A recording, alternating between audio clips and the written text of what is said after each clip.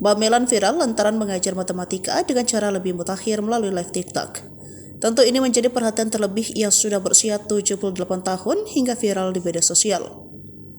Ia memberikan ilmu perihal matematika untuk SD, SMP, SMA lewat TikTok. Bamelan memiliki jam belajar untuk murid SD, SMP, SMA. Bamelan mengajar materi matematika SD dan SMP pada pukul 4 hingga pukul 5:30 menit. Kemudian materi matematika SMA pada pukul 7:30 menit hingga pukul 9.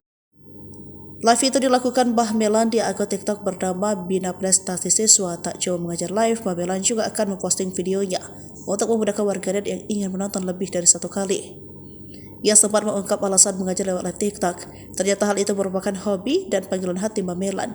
Terus terang saja, ini tuh hobi dan memang panggilan hati. Kami punya tujuan untuk bagi-bagi ilmu dan pengalaman, ucapnya sembari tersenyum.